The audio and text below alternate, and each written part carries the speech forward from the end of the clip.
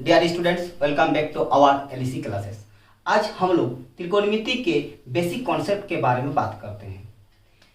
तो त्रिकोणमिति हिंदी में कहते हैं त्रिकोणमिति और उसका इंग्लिश में हम लोग कहते हैं ट्रिगोनोमेट्री। तो ट्रिगोनोमेट्री का मतलब होता है, ये ट्री का मतलब होता है तीन, गोन का मतलब होता है भुजा और मेट्रोन का मतलब होता है माप। इसी तरह त्रिकोणमिति जैसे हिंदी में है, त्रि का मतलब होता है तीन और कोण का मतलब होता है कोण, मिति का मतलब होता है माप। यानी तीन भुजाओं का माप और तीन कोणों का माप। तो तीन भुजा और तीन कोण, ऐसा कौन सा आकृति है जिसमें तीन भुजा और तीन कोण है? और वह आकृति है त्रिभुज। लेकिन त्रिकोणमिति में हम लोग समकोण त्रिभुज के बारे में बात करते हैं, क्योंकि त्रिकोणमिति का पूरा कॉन्सेप्ट समकोण त्रिभुज पर आधारित होता है। समकोण त्रिभुज का मतलब होता है जिस त्रिभुज का एक कोण 90 डिग्री होता है उसे समकोण त्रिभुज कहते हैं।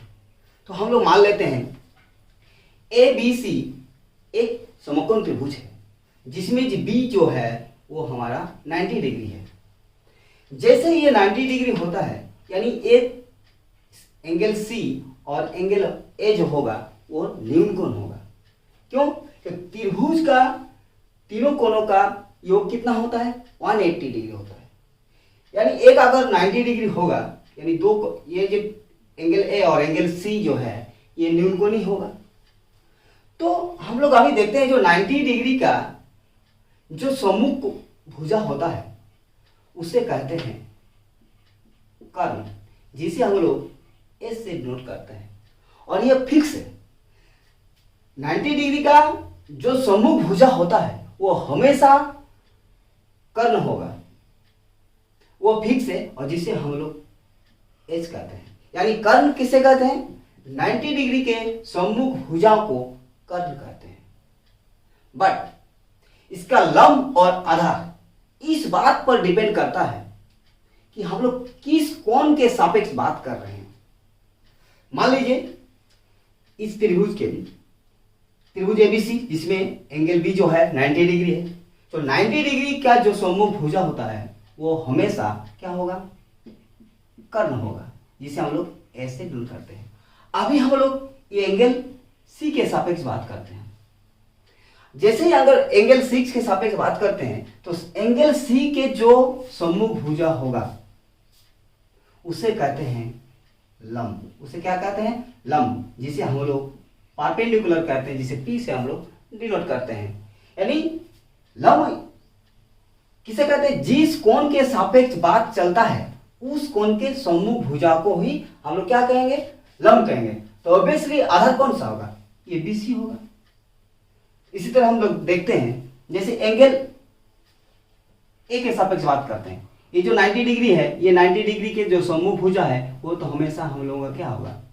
कर्ण होगा, जिसे हम लोग हाइपोटेन्यूस कहते हैं, जिसे S से डिनोट करते हैं।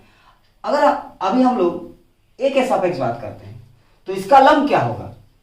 इस A के सापेक्ष जो एंगल A के जो सापेक्ष जो भुजा सम्मुख भुजा है, जो भुजा है BC, इसे कहते हैं लंब, जिसको कहते हैं परपेंडिकुलर, P से डिनोट करता है। और इसका होगा, ये होगा आपका आधार। आधार जो होगा उसे बेस कहते हैं, जिसे B से डिनोट करते हैं।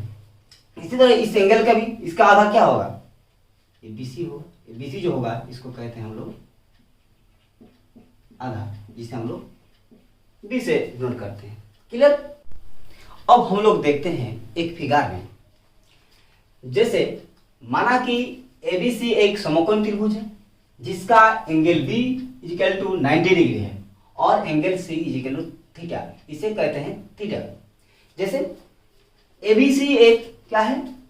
समकोण त्रिभुज है जिसका B जो एंगल है वो 90 डिग्री है और C को हम लोग थीटा लेते हैं।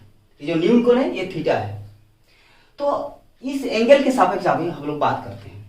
तो देखिए, जैसे ही हम लोगों का एंगल B 90 डिग्री होगा तो कर्ण जो होगा H कौन सा होगा? हमें पता है, अब हम लोग अभी पढ़े कि 90 डिग्री की जो सम्मुख भुजा होता है उसे कहते हैं कर्ण। और कर्ण कभी चेंज नहीं होता है, वो फिक्स होता है, जिसे हम लोग हाइपोटेन्यूज कहते हैं, जिसे एच से हम लोग डिनोट करते हैं। यानी यहाँ जो होगा इस फिगर से कर्न जो होगा क्या होगा, यानी एसी होगा। क्लियर। अब हम लोग देखते हैं लंब।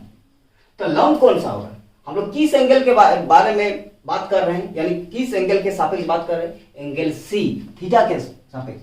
यानी जैसे ही ये हमारा थीटा एंगल जो थीटा लिए इस एंगल से बात कर रहे हैं, यानी इसका जो लंब होगा, ये जो लंब होगा क्या होगा, ये होगा आपका लंब, जिसको हम लोग परपेंडिकुलर पी से डिनोट करते हैं। यानी ए बी हम लोगों का हुआ लंब।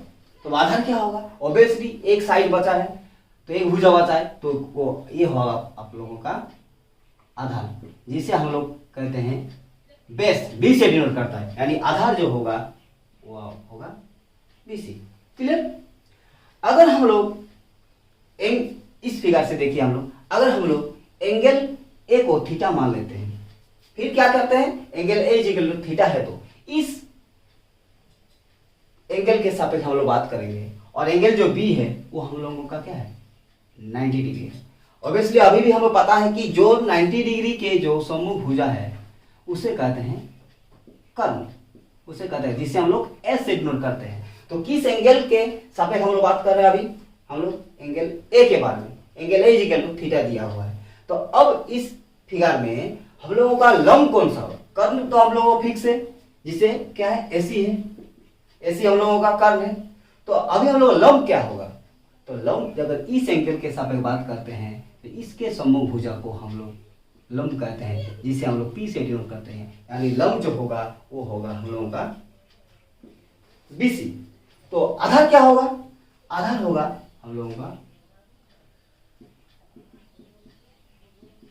आधार जो होगा जिसे हम लोग बी से डिनोट करते हैं, आधार जो होगा वो होगा ए बी।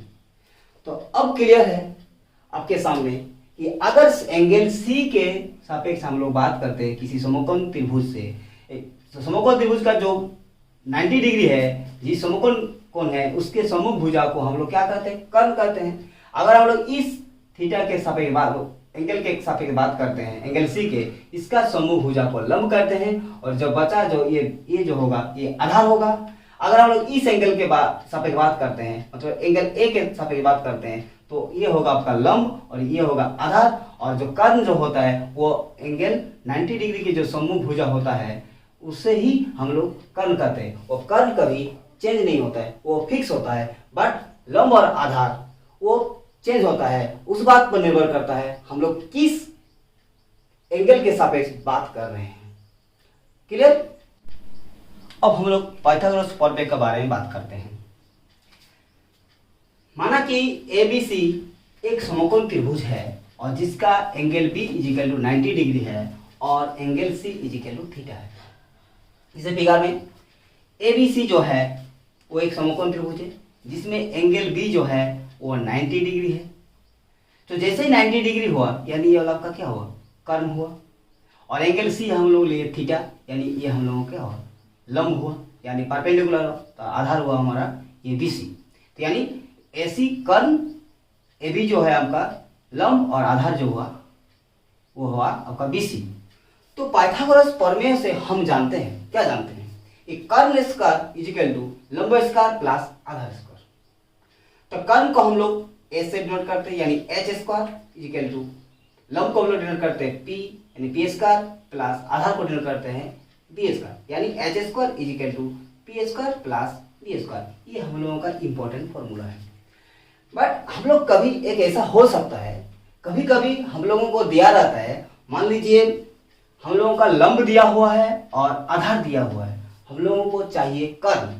तो हम लोग क्या करेंगे, यानी H निकालने के लिए, कर्ण निकालने के लिए H equal to under root P square plus B square, ये हम लोग फॉर्मूला यूज करेंगे।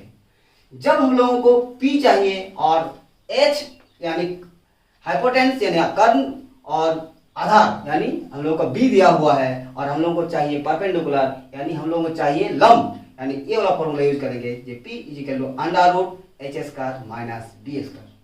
और जब हम लोगों को आधार चाहिए, B निकालना होगा, यानी आधार चाहिए, तो हम लोग क्या दिया रहेगा, H यानी कर्ण दिया रहेगा और P दिया रहेगा, और हम लोग को निकालना होगा आधार। तो यानी B is equal to under root H square minus P square. ये हम लोग को तीनों जो फॉर्मूला है ये एक इम्पोर्टेंट है। जब एच चाहिए तो हम लोगों का H is equal to under root P square plus B square formula use करेंगे। जब पी चाहिए तो हम लोग P is equal to under root H square minus B square formula use करेंगे।